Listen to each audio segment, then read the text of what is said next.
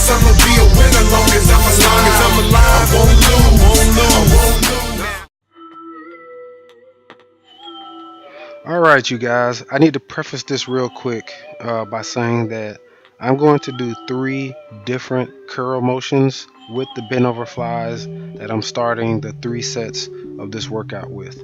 So I'm starting off here with an alternating hammer curl. I'm doing 10 reps on each arm, but I'm making this video in case you end up in a situation where you're traveling and you go to a small hotel gym or something and all you have is a set of dumbbells.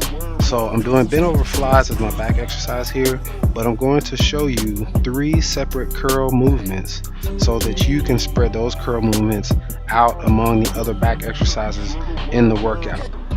I'm going to move on to barbells, etc.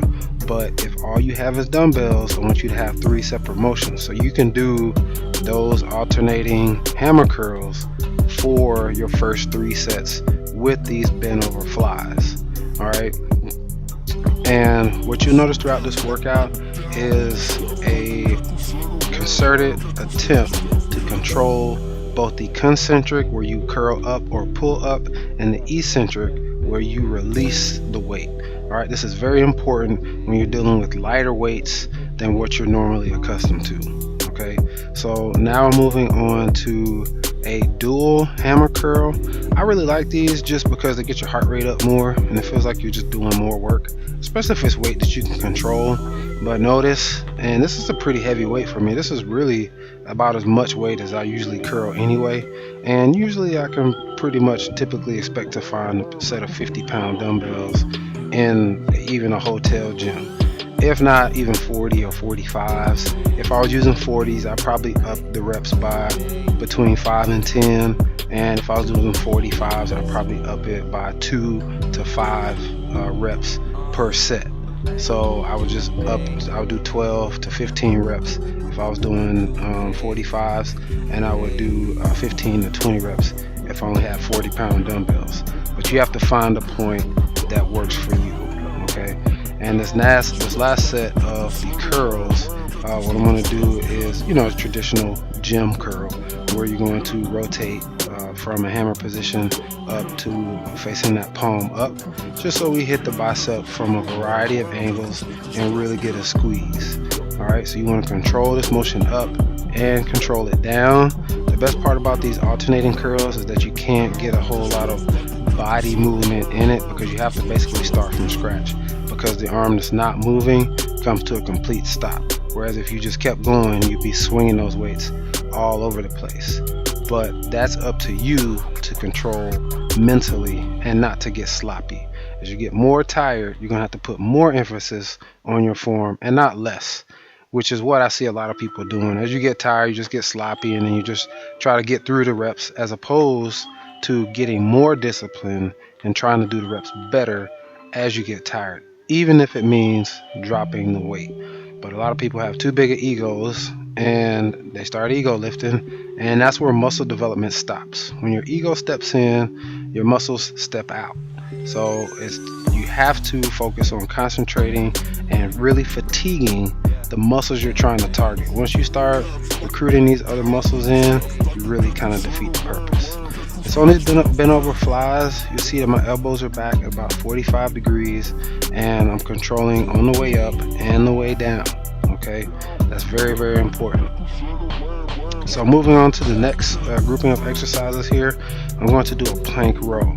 Now my first set to set and a half, I didn't do as well as I should have, and I'll point it out when it occurs where I actually get to focusing more on pulling my hand further back, whereas it'll be closer to my waist as opposed to my chest.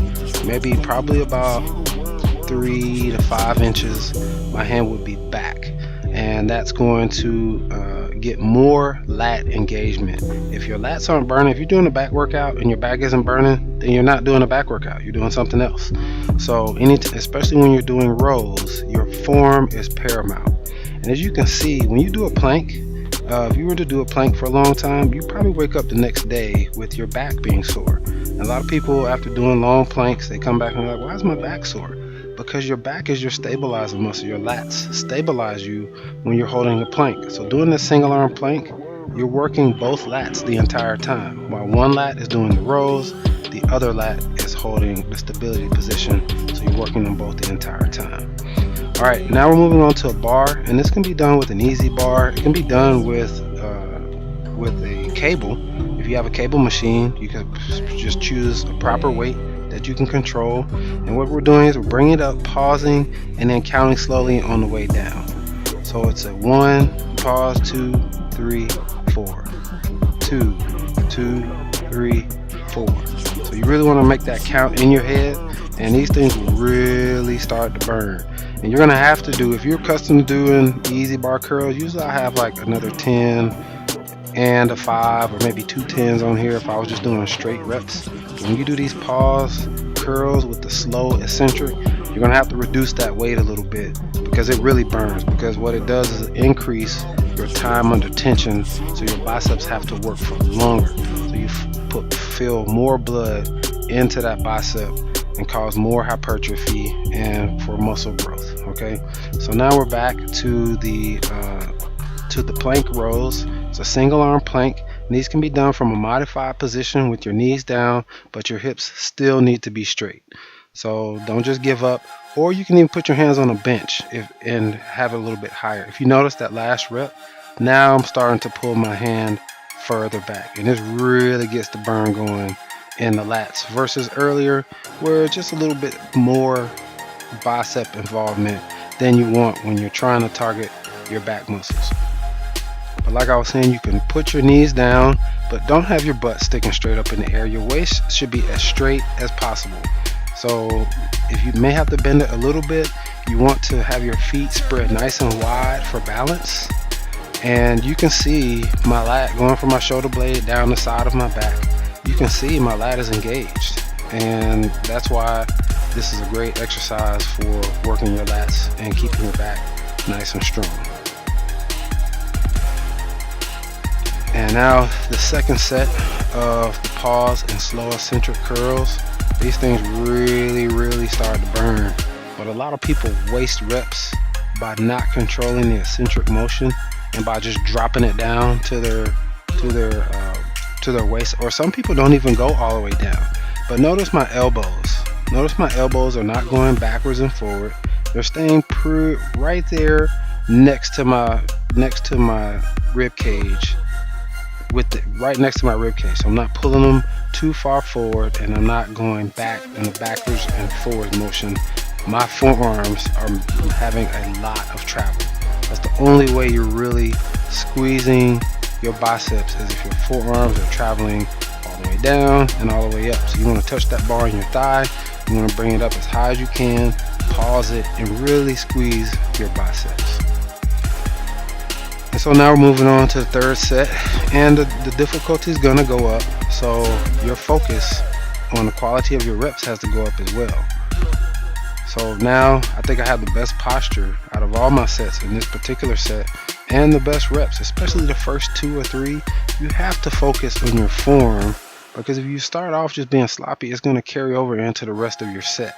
So you want to make sure when you get set up, your first priority is to establish your form in the first couple reps. If you start off sloppy, then it's hard to correct. If you start off neat, then it's harder to maintain the proper reps, but you get more work and you develop your muscles.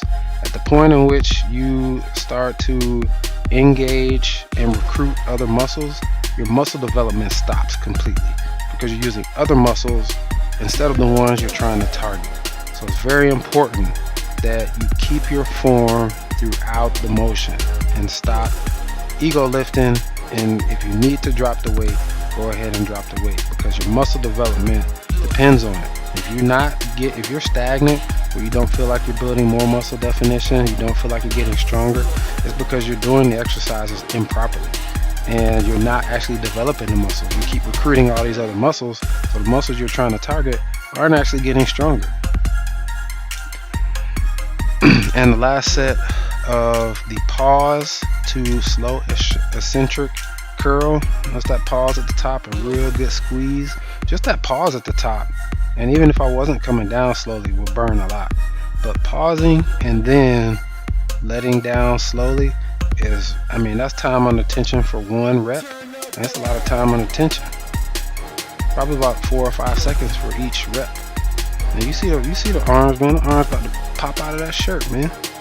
Look at that. Look at the arms, man. Look at them triceps, man. Triceps. There's so much blood in my bicep. There's not enough room in my biceps for the extra blood. So some of us got to go and leak around to the triceps. Even my triceps looking swole right now. But whatever, man. So now we're going to move on to a couple of other exercises. For some reason, I forgot to push record on the very last set, so that one got cut off. But what we're going to do here is some bent over rows. Your hand motion is vital on these. A lot of people do them wrong, and they pull the weight straight up to the armpits. See that backward and forward motion?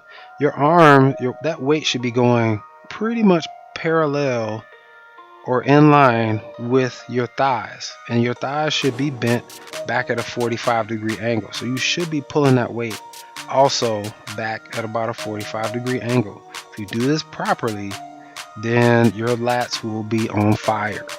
If you feel this more in your bicep, you are doing it wrong. It's that simple. If your lats are not on fire, you are doing it wrong. All right, and now we're going to do what I like, a curl RoboCop. Okay, so what you do is you curl it up, you punch it out real quick, bring it back, and then let it down. Curl it up, punch it out, bring it down. This is a dual motion and is meant to increase the time under tension. And notice I went down in weight here. I think these are 20 or 25 pound dumbbells. You don't need a lot of weight for these because these things are burned, especially at the end of your workout. These things will burn something serious. So this is one where you can actually drop weight once you get to them. So now we're on the last set here, and remember, this is meant for like traveling for work or vacation. So you want to go to the beach and have your back popping, have your guns popping. So you want to get in there and do some cardio, because likely you got a lot of sodium in your system. You need to flush that out, drink a bunch of water, and burn some calories, burn those extra calories that you're eating or drinking while you're on vacation or traveling for work and eating out. And then hit these weights, man. Hit these weights to get that pump back in your arms and to maintain strength while you're traveling. And then go hit the beach, man. Go hit the beach with the gains that you made, and don't lose all the gains. Don't cover up all your gains with a bunch of junk and then not try to at least sustain it as long as you can throughout the vacation or the trip or whatever you're doing. Now, I intended on doing a combination finisher, which would have been chin-ups. I could have either started with chin-ups or ended with chin-ups, but chin-ups are one where you use both your back and your bicep. But I was just a little tired today, so I opted against it. But it'd be a great exercise to start with. If you do it at the end, you probably won't be able to do many. So doing it at the beginning, especially if you have like cables where you can do chin-up style lat pulls, will be perfectly fine. But I skipped out on it today, but next time I'll probably do it. So anyway, guys, feel free to comment, like, subscribe. Please try this workout out for back and biceps, which, they complement each other and they help each other out. I will holler at you guys in the next video. Peace out.